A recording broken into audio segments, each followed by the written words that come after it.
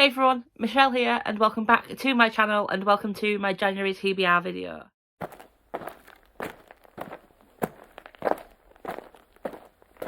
This year there are 2 year-long readathons or reading challenges that I am participating in. Buzzword again and the Pop Sugar Reading Challenge. TBR videos for both of these challenges will be coming up in the next few weeks. So for this year's TBR videos, for the monthly ones, I will start off with my picks for these 2 reading challenges and then my other books for the month. So last year my theme for January was to read as many books that I brought over from last year as possible. That is this year's as well, except it's a bit more specific. I'm reading hardbacks. So on my TBR shelves over there, I have 4 of them, by the way. They're all evenly spaced out. Apart from my second one, for some reason, it's just a tiny bit shorter, I should say, the gap. So I can't fit hardbacks on there. So I have one hardback shelf and then the rest are paperback because I don't want to mix and match. And my hardback shelf is overflowing. Hence the hardback theme this month. So I will stop waffling and get on to my picks. So for Buzzword, the prompt for January is the 5 W's. Who, what, where, how and why. So for this one I have picked Little Fires Everywhere by Celeste Nig. I think NG or Nig, I'm not quite sure how to pronounce that. I do apologise if it's wrong. If it is wrong, let me know down below. In the placid, progressive suburb of Shaker Heights, everything is meticulously planned. From the colours of the houses to the successful lives its residents will go on to lead. And no one embodies this spirit more than Eleanor Richardson. Mia Warren, an enigmatic artist and single mother, arrived in this idyllic bubble with her teenage daughter Pearl and rents a house from the Richardsons. Soon, Mia and Pearl become more than just tenants. All 4 Richardsons' children are drawn to the alluring mother-daughter pair. But Mia carries with her a disregard for the rules that threaten to upend this carefully ordered community. When the Richardsons' friends attempt to adopt a Chinese-American baby, a custody battle erupts that dramatically divides the town and puts Mia and Mrs. Richardson on opposing sides. Mrs. Richardson becomes determined to uncover the secrets in Mia's past, but her obsession will come at an unexpected and devastating cost to her own family and Mia's. Now to the books I have picked for Pop Sugar Challenges. There are 40 Pop Sugar Challenges. Well, actually there's 50, but I'm only doing 40 because the 10 fancy ones I'm not going to do. So to try and fit all 40 across the year, I have to read about 3.4 something books each month. I think this month I'm reading 4, but it's going to change every month. So what I will do is I'll read you the prompt and then read you the book. So my next book is for 2 of the Pop Sugar Reading Challenges. The first one being read a book with an onomatopoeia in the title, and the second one being read a book about the afterlife. And for that one I have chosen Under the Whispering Door by TJ Klune. This is the Illumicrate edition, so it's got nice stenciled edges and naked. It is adorable. Welcome to Charon's Crossing. The tea is hot, the scones are fresh, and the dead are just passing through. When a reaper comes to collect Wallace from his own sparsely attended funeral, Wallace is outraged. But he begins to suspect she's right, and he's in fact dead. Then when Hugo, owner of a most peculiar tea shop, promises to help him cross over, Wallace reluctantly accepts the truth. Yet even in death he refuses to abandon his life, even though he spent all of it working. But as Wallace drinks tea with Hugo and talks to his customers, he wonders if he'd been missing something. The feeling grows as he shares jokes with the resident ghost, manifests embarrassing footwear and notices the stars. So when he's given 1 week to pass through the door to the other side, Wallace sets about living a lifetime in just 7 days. So for the reading challenge, to read a book about a found family, which is a group of friends or people who come together and make their own family, I have chosen The Last Graduate by Naomi Novik. This is a sequel to A Deadly Education, so because it is a sequel I can't really read you the blurb or synopsis without spoiling the first book. However, you are in a magic school where our main protagonist, Elle, has always kind of felt like a bit of an outsider. Well, it has been a bit of an outsider because her magic has been seen as bad. And in this school, to graduate, you've got to to live as well as graduate, you've got to kind of fight these monsters. And Elle, in our first book, starts off as a loner, but gradually finds her own found family. I didn't really enjoy the first book too much. I gave it 3.5 stars, so I'm hoping I enjoy the second one just a little bit more. I've just realised I've got 5 books that are technically part of the reading challenges for Pop Sugar, so sorry. Reading challenge number 4 that I am going to hit this month, which is to read a book about witches. I have chosen Jade Fire Gold by June C.L. Tan. In an empire on the brink of war, Anne is no one with no past and no family.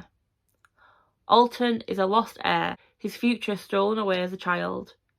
When they meet, Alton sees in Anne a path to reclaiming the throne. Anne sees a way to finally unlock her past and understand her lethal magical abilities. But they may have to pay a far deadlier price than either could have imagined. Actually, there's 6. I keep seeing books and going, oh wait, I've spotted that to the reading challenge. For the Pop Sugar reading challenge, to read a book with a person on the A spectrum, I have picked The Love Hypothesis by Ali Hazelwood. This was recommended to me by Ada and was gifted to me by Ada, so thank you, Ada.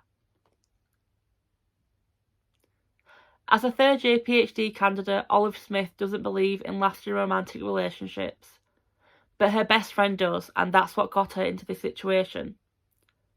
Convincing Anne that Olive is on her way to a happily ever after was always going to be tough. Scientists require proof. So like any self-respecting woman, Olive panics and kisses the first man she sees. The man is none other than Adam Carlson, a young hotshot professor and well-known arse. Which is why Olive is positively flawed when he agrees to keep her charade a secret and be her fake boyfriend.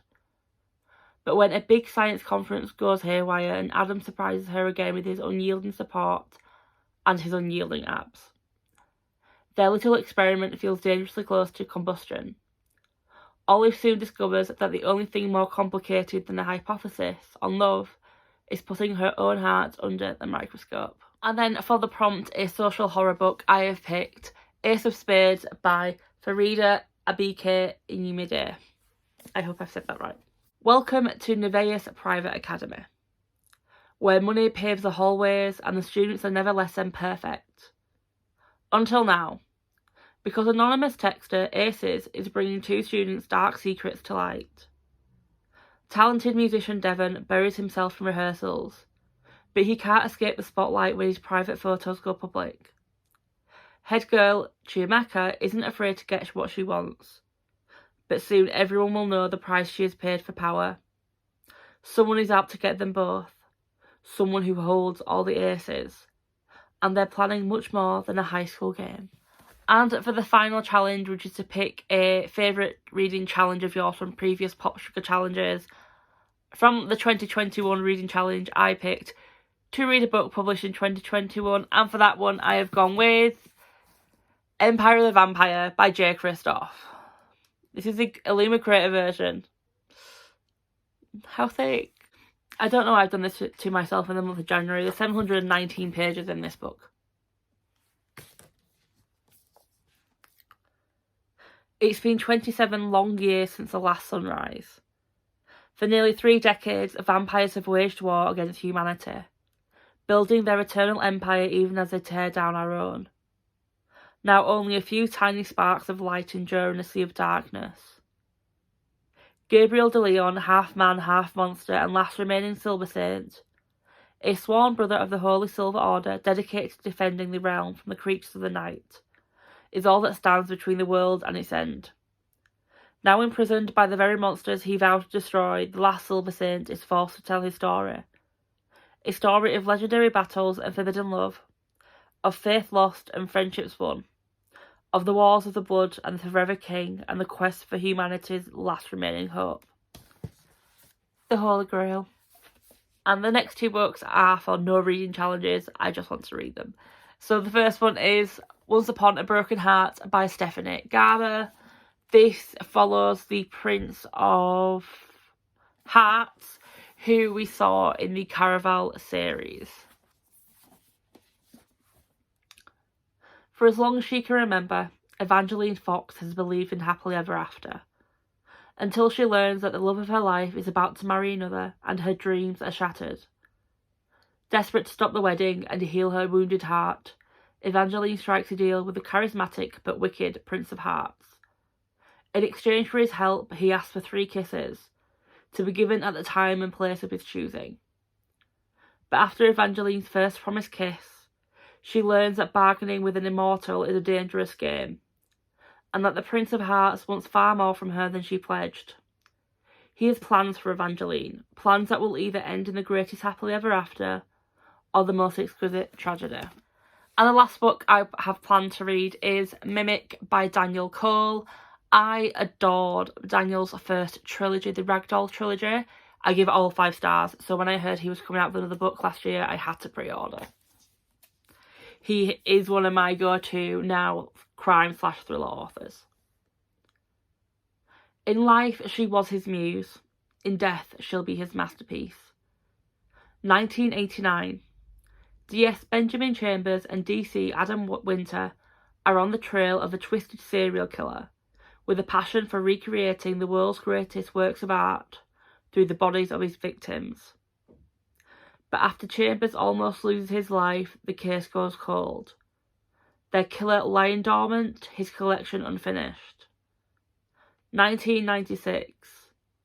Jordan Marshall has excelled within the Metropolitan Police Service, fueled by a loss that defined her teenage years. Obsessed, she manages to obtain new evidence, convincing both Chambers and Winter to revisit the case. However, their resurrected investigation brings about a fresh reign of terror, the team treading a fine line between police officers and vigilantes in their pursuit of a monster far more dangerous and intelligent than any of them had anticipated.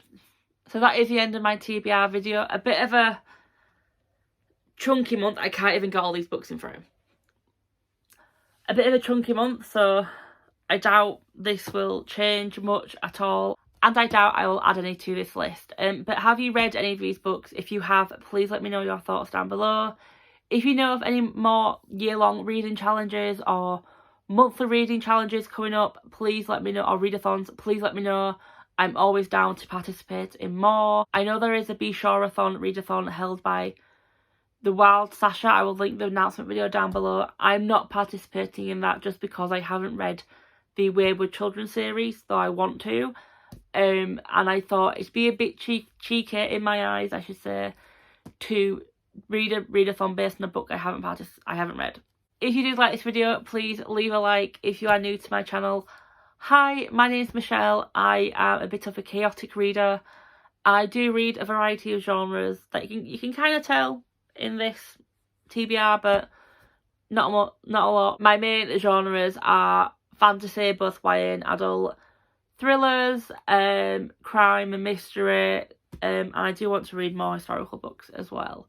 If you are new here and you haven't subscribed yet, please consider doing so. If you don't want to, no pressure, I understand. Go watch some more of my videos, they may be a bit better than this one.